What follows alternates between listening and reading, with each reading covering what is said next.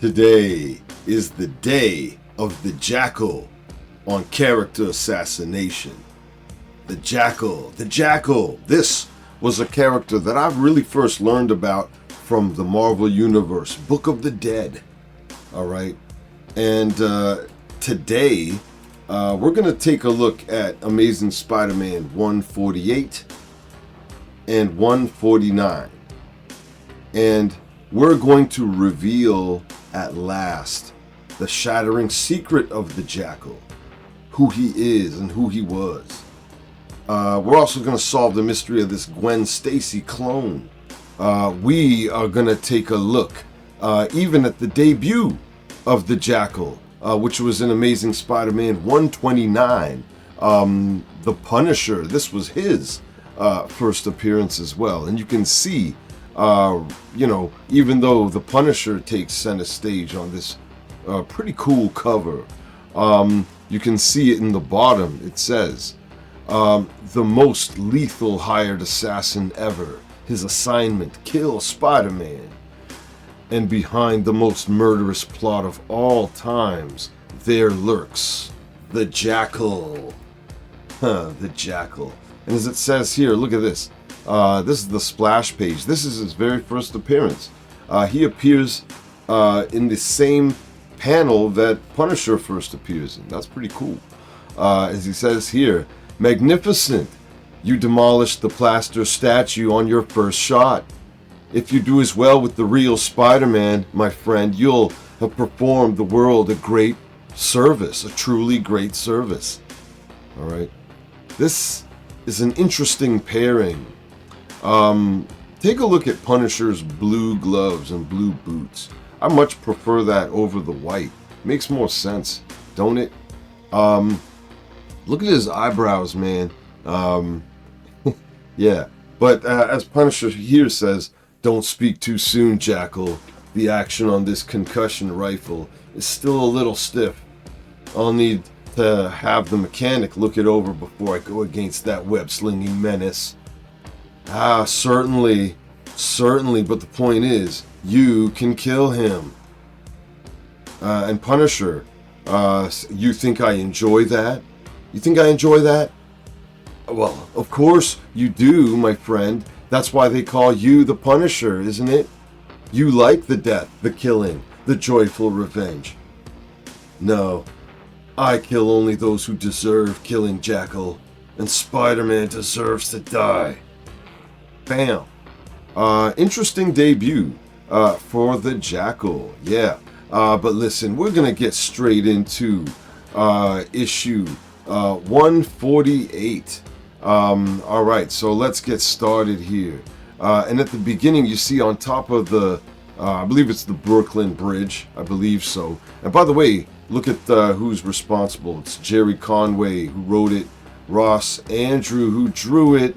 Okay, Esposito and Hunt embellished it, and so on and so on. But Ross Andrew was putting in work back in these days. Yeah. So here we go. You see here, it's Gwen Stacy, huh? What?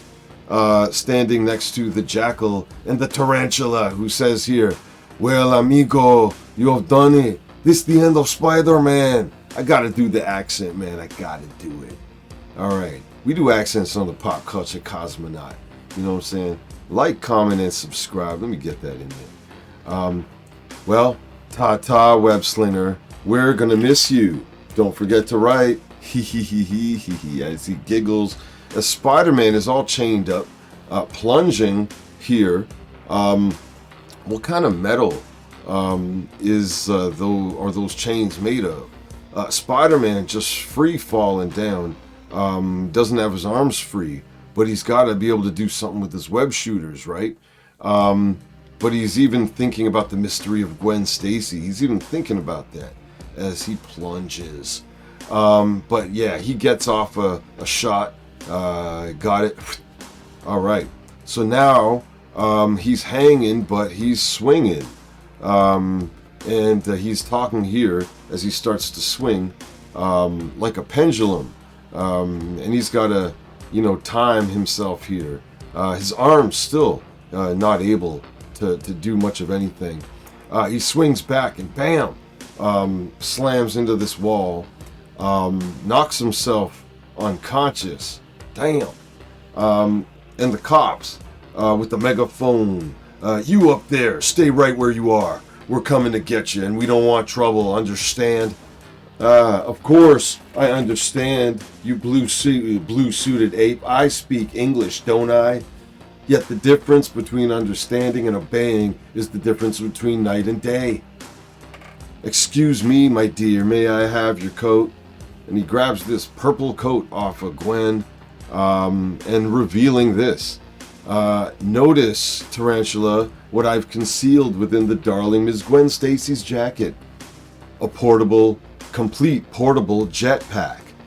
Look at this jetpack that the Jackal snuck into her jacket, and she didn't know, or she never commented on it, on what like. Come on, look at this. This is like pipes. Like a plumber could carry all these pipes. That's not light. Anyways, it's a jetpack. The Jackal's a genius, which you shall do us the honor to wear. And then here, look, Tarantula saying, but Senor Jackal, he has no fuel. Well, Tarantula, you insult me. Gwen, your purse. All right. And then you see, my South American colleague, I've anticipated every contingency. A jetpack within the girl's coat, solid fuel capsules in her handbag. So he just used her as a mule pretty much. Anyways, just stuffed her with stuff. But anyways, it seemed to work out. And she's all tripped out, like, where are we going? This doesn't look comfortable or reliable whatsoever. Amazing girl, Tarantula. Even hypnotized, she retains her curiosity. We're going to a safe place, Gwen dear. All right, as the cops get a hold of Spider-Man on this boat, okay, and thinking about taking off his mask, and saying, no, don't do it. And then Spider-Man just breaks free, faking it pretty much. They got the chains off him after all, and he just dives into the Hudson River. Damn. Okay. You don't see Spider-Man willingly swim a lot, but why didn't he just swing out of there? Anyways, back on the street a bit later, he comes home and look who it is. It's Mary Jane, and she's not too happy at all. Saying, for a while there, I thought you'd forgotten it, fella, at least my phone number. What's wrong? Gwen Stacy take up all your free time? Oh man, bringing all these wounds open, putting salt in the wounds. Okay, and look at Peter Parker's face. He's all tired, just like, okay, yeah, whatever. Okay, and Mary Jane's just giving it to him. Come on, Parker, I'm giving you a chance to defend yourself. Can't you think of anything, something sweet and endearing? He's like, well, could we just do this some other time? Okay, and she's insistent, following him. It's her or me, she says, and he just slams the door in her face. That's cold-blooded stuff there, Peter Parker. But things are getting confusing, aren't they? All right, so here we go. And then Ned Leeds visiting Peter Parker at home. Ned Leeds from the Daily Bugle. In the 80s, becoming the Hobgoblin. Damn, I almost said Hamburglar. Damn. Sorry, Ned, I guess. But look at him in this panel. He kind of looks like he could play the Hamburglar in a film adaptation. Is that a good idea, ladies and gentlemen? Nah, let's get rid of that. Anyways, yeah. Look at this. Ned Leeds is coming up with theories about Gwen, the Gwen clone.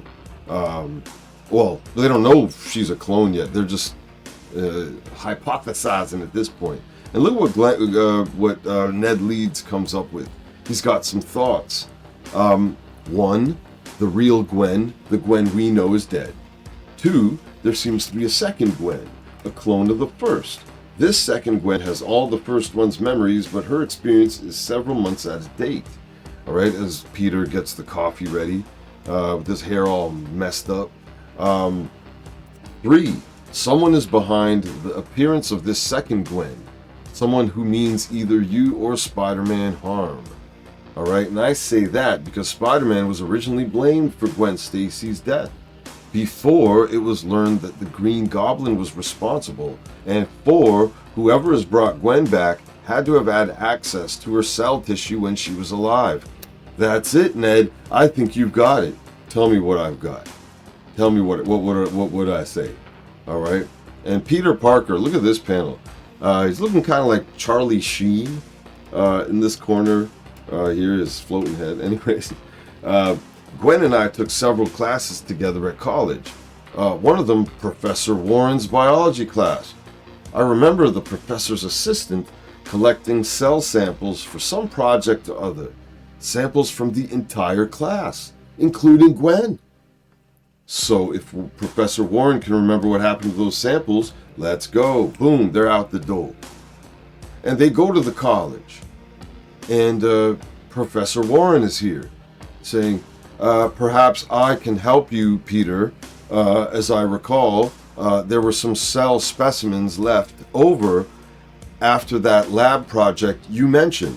I kept them here in the refrigerator. Oh, that's odd. The specimens are gone. As he's pointing there, like, what? Gone? I'm afraid so, Peter. And I have a fair idea who might have taken them. My assistant at that time, Anthony Serba. All right, as he polishes his glasses. All right.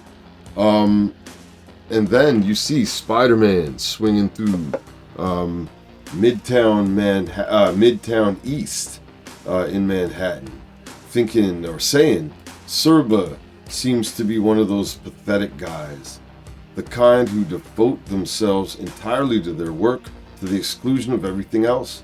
His file said he has no known interests other than his work. Alright, and Spider-Man entering this building, and judging by the building his apartment is in, I believe it. This is an old factory, not even a nice factory. And on top of that, Serba's taste in furniture is non-existent. Like, the furniture. Funny, lights don't work. Guess I'll have to use my spider signal as a spotlight. Look at this, he's got his belt light on. This is pretty cool stuff. Take a look at this. In the darkness, the pitch darkness. And though the effect is rather weird, it's certainly better than bumping around in the dark. Say, this place isn't under-furnished, it isn't furnished at all. So either Serba has never lived here, or he moved out months ago. I can't figure out why. And take a look at this. Uh-oh. Company. Greetings, amigo. Now we shall finish our business, see? It's the Tarantula, hiding in the dark.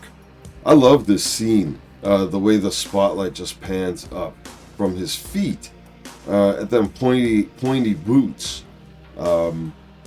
Yeah, damn. Alright, so here we go. We shall finish it with your death. Alright, and Spider-Man making a connection here. Tarantula. Then Warren's assistant is connected to the Jackal, or the Jackal's new henchman wouldn't be here. At least he was here. With the lights out, I've lost him. Oh, but not for long. Can't let those spike toes hit me. One scratch from the drugged tip and I'm out. Look at this scene. This is beautiful stuff. As he's swinging on through. Dance, amigo. Dance or die. Alright, sorry, pal. But I only dance with girls. Alright, besides, I've got a feeling you'd step all over my toes. Know what I mean? Bam! Or bonk, as it says. Just bonk them with the left. It's no good fighting in this darkness. It's like playing football with a blindfold on.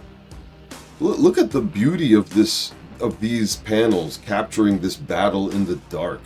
This is terrific stuff, man. Give it up for Ross Andrew, y'all. Come on. And the inkers, too. Like, I mean, you can't do this without, fantastic inking. They put a lot of ink on these papers, on these pages. All right. Oh, man, I've got to get us out of here. So I'll have to time this judo throw just right. Crash through the window. Hey, gringo, are you trying to kill us both? I call him gringo.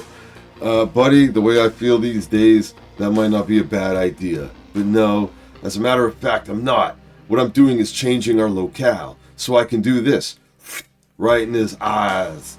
Alright. But Tarantula's still kicking. Alright, as well as this. Wham. Alright. Stupido. Do you think to defeat me so quickly? Alright. I trained to become my country's Captain America. A man of mucho machismo. A truly gran hombre. No one is greater than the Tarantula. This is his moment, y'all. The Tarantula, he's feeling himself. He's on a roll. And not really, though. He just got punched in the face. Spider-Man running up this billboard. And the Tarantula coming, saying, and no one can survive the Tarantula sting. And then Spock right through the billboard. And then, as it looks, the Tarantula seems stuck. Saying, my feet, madre de Dios, puerco, pig, when I am free, I will. Wake up in jail. Pleasant dreams, grand hombre. And then, look at this. The water coming out the damage done by his toe spikes. Spraying right on him. That's poetic, is it not? Game, set, and match. Alright, so look at this. Spider-Man grabbing the unconscious Tarantula by his bandana, thinking to himself, well, after I haul the big T off to the local precinct, I'm going to go over this building with a fine-tooth comb, see if I can pick up the trail of my friendly neighborhood Jackal.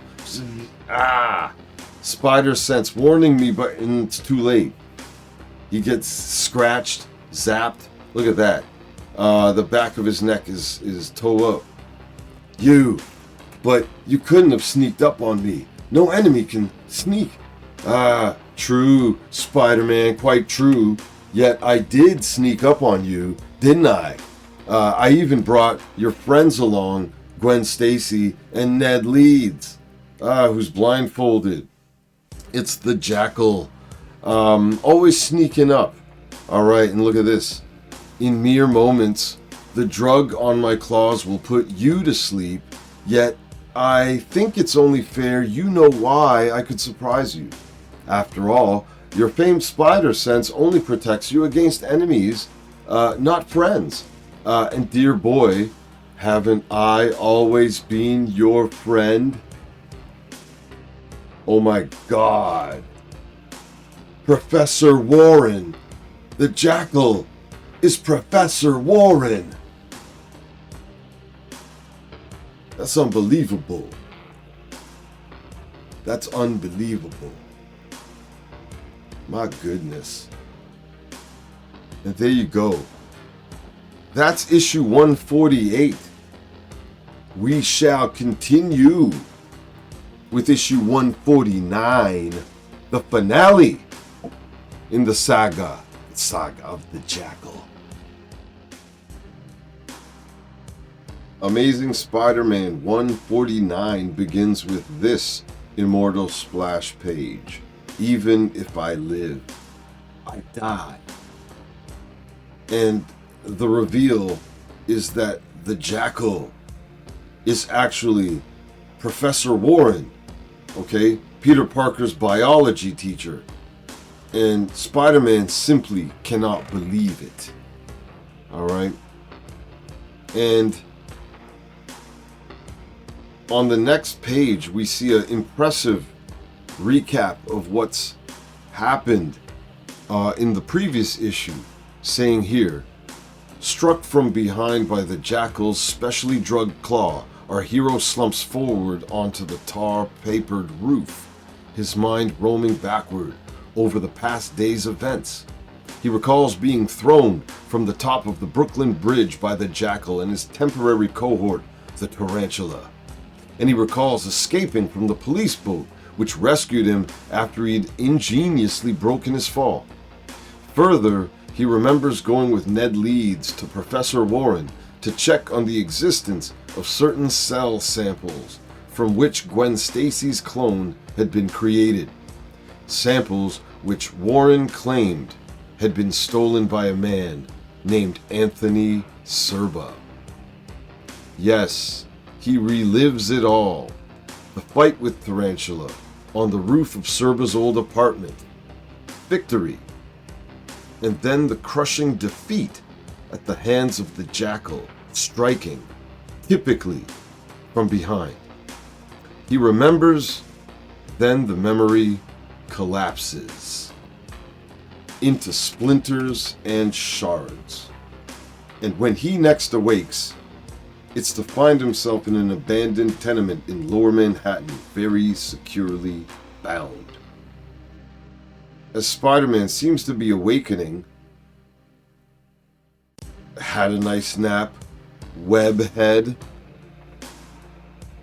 Don't be so disappointed, Spider-Man.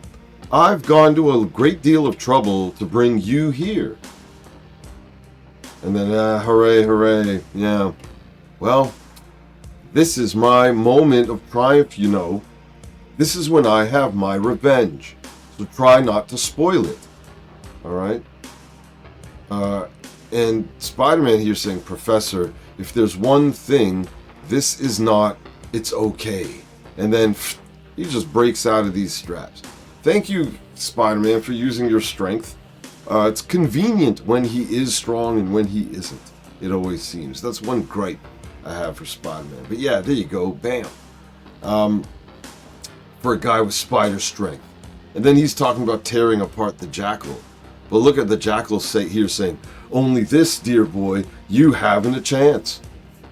And then Spider saying, Spider-Man, look, Professor, let's stop playing games. You're a sick man, but that's only good for so much. Keep pushing me and I'll push back. Hard. I may be sick, Spider-Man, but I'm not a murderer. You are. And Spider-Man is just, that does it. You're through. Just slashing at him. Surprised at my agility, Parker? Well, don't be.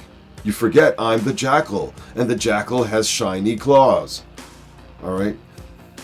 If you've drugged me again, no drugs this time, Parker. I don't require them. I can destroy you myself.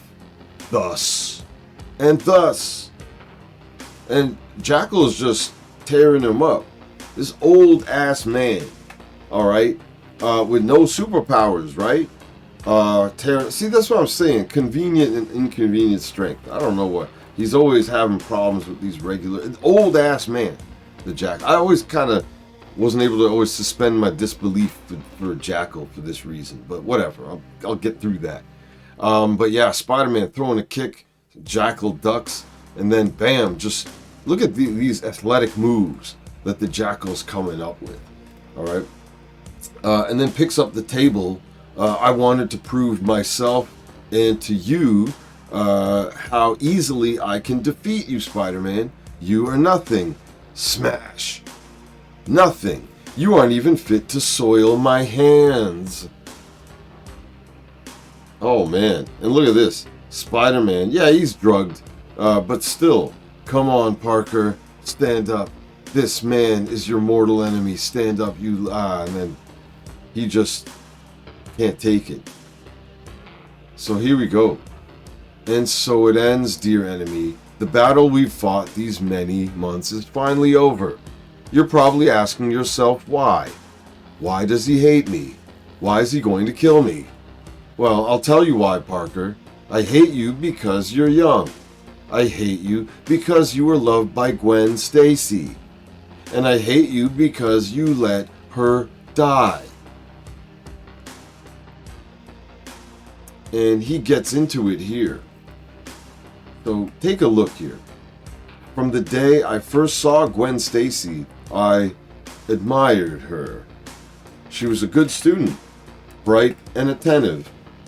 Perhaps she reminded me of the daughter I never had. Whatever the reason for the attraction, I felt drawn to her, protective, fatherly, and when she died,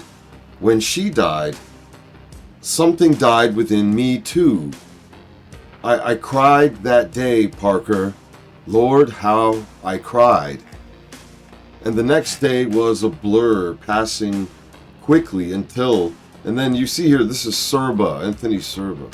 Professor Warren, look at this. The cloning experiment succeeded. We've produced a living frog. It's incredible, right? That's very interesting, Serba. Extremely interesting. Yes, indeed. I think yes. I believe I've something to show you. All right. And then he's here saying, remember those tissue samples you and Ned Leeds asked me about? Well, Serba didn't take them, Parker. I did. I gave them to him and told him that they were samples from a rat, so he was excited. Though not as excited when he was 4 weeks later, and then he comes in saying, Professor, those samples have cloned both subjects and they're human. We have to destroy them at once.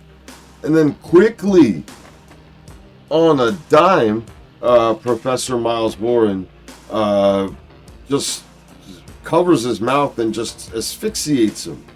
Destroy them. Fool, do you think I wanted them cloned? Be silent before anyone hears. You, Lord in heaven, he's dead. But I couldn't have killed him. Not me.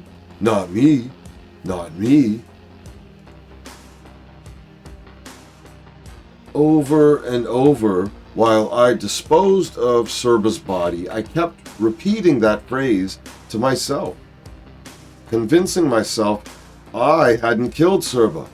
That was the murderer. The murderer was someone else, which of course he was. And look at this. Professor Warren walking through a hallway, overhearing a lecture. By far the most cowardly of predators is the jackal, a member of the canine species who, blah, blah, blah. And he says, the jackal. That's who killed Serba, not me. The jackal. Like, come on, that's not fair to jackals, is it? I mean, are they really that bad, calling them by far the most cowardly? I just thought they were wild dogs of some kind, but I don't think it's fair that jackals, and then he just picks up on the idea immediately, and that's his persona, the jackal. All right, so the next several months were quite busy ones, Parker. I had to care for the clones, design my jackal equipment and costume, train myself athletically, all the while being driven by one consuming passion, the recreation of a woman that is a girl, I felt, the recreation of Gwen Stacy, and then acting out of my revenge for her savage slaying. So at last the day came, her clone casket opened with a pneumatic sigh. Man, Jackal. Miles Warren, what are you getting into here, dude? And I found myself looking at beauty, chaste and pure, unsullied by the filth of a world gone mad. So naturally, she was completely innocent, without the slightest memory of her last few hours of life. So I helped her from the casket, and I made her a solemn promise. I'll punish the man who harmed you, dear girl, and you shall witness his defeat and destruction. The next few months were spent re-educating Gwen to reality. Her memory was intact, but buried, so I brought it out through hypnosis, and gave her the command to obey me whenever I called. And Spidey here, slashed up Spidey here, saying, Professor, I don't know which turns my stomach more. What you did to Anthony Serba or what you've done to that girl. You mean Gwen Stacy, Mr. Parker? And if you wish to see her again, and then he runs out of here with this sliding wall door, which shuts, wait a minute, and then says, you will come to Shea Stadium tonight at midnight. We will have our final contest between you and your hidden self. Don't fret, Jackal, I'll be there. You can bet your crummy life. Spider-Man, damn it. Alright, and swinging into Shea Stadium at midnight. Give it up for Ross Andrew, man. Look at this. This panel. The way he drew the stadium. He was pretty good at drawing New York landmarks.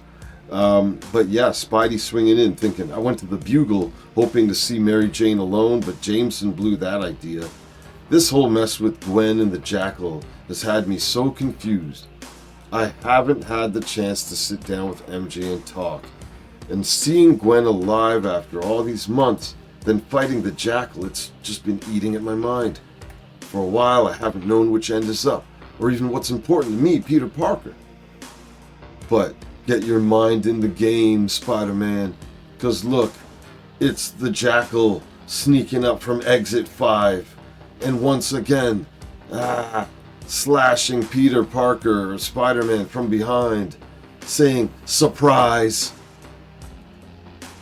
And then, through the haze, the Jackal hears saying, forgive me, Spider-Man, but for the purpose of my contest, this is quite necessary. Sleep well, and when you awake, you'll be a new man. And then look at this. Reality swims out of focus, and when it returns, our web-slinging hero feels dizzy and somewhat nauseous, saying, wow, I feel like I've been stung by a hornet. Wow, I feel like I've been stung by a hornet. Huh? Who the heck are you, fella, and where's the Jackal? Huh? Who the heck are you, fella, and where's the Jackal? What the? Oh my goodness, hold it right there. I don't know what the gag is, but I'm not laughing. Neither am I, handsome. Either you tell me where the Jackal is hiding or what he's done with Gwen and Ned Leeds, or I'll... My goodness, what is going on? You'll do nothing, my web-spinning friend. And in case you hadn't guessed, Spider-Man, Gwen wasn't the only clone I made. I also made a clone of Peter Parker. That injection I gave you earlier removed some of your RNA, your memory cells. Both you and your clone believe your cells to be real, but only one of you is.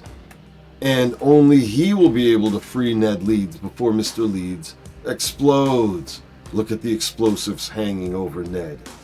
The bomb's diffusing mechanism is sensitive only to the real Spider-Man, you see. And the bomb's set to go off exactly at 1:15. Have fun, fellas. I know who I am, pal, so I guess I'd better get to that bomb. Not so fast, friend. And they're doing battle here. This is confusing. Again, one thing, cloning Peter Parker is one thing, but what about the costume and the web shooters? How did Jackal get a hold of that stuff? Well, let's see. I don't know. And then Gwen here saying, they're killing each other. Yes, isn't it wonderful? With each passing second, time runs out for their friend, and still they battle. Consumed by the greatest identity crisis of all time. It's glorious. Glorious. The Jackal is loving it. But Gwen Stacy is not, saying, you monster! You're trying to kill him. I see that now. But you're nothing but a heartless fiend, and I hate you, as she unmasks him. Alright, saying, and tearing his mask in half. Gwen, what are you doing? Your hypnotic spell is worn off, Professor. I know you for what you are now. You're a vicious, sick, jealous man, a murderer. And then, oh my God, a murderer? Dear heaven, I killed Anthony Serba, not the Jackal. Not the Jackal. I did it. Look at his hair. His hair seems to be turning whiter here. The clones, man. And then here he goes, Miles Warren, saying, I couldn't face that. I hid it from myself. But not anymore. No more killing. No more madness. No more Jackal. No more Jackal, man. Alright. And then, hey, the Jackal released Ned. And then the Spider-Mans, no, not the Jackal, Professor Warren did it. But the bomb, it's still set to explode. And the Jackal, Professor Miles Warren, caught saying here a sharp, surging moment of incandescent fury, framing one small man in its blinding glare. And as quickly as that, the game is over. In a film, the explosion would erupt in slow motion, an avalanche of smoke and machinery, a crescendo of destruction. But this isn't a film, and death comes frighteningly fast for Professor Warren.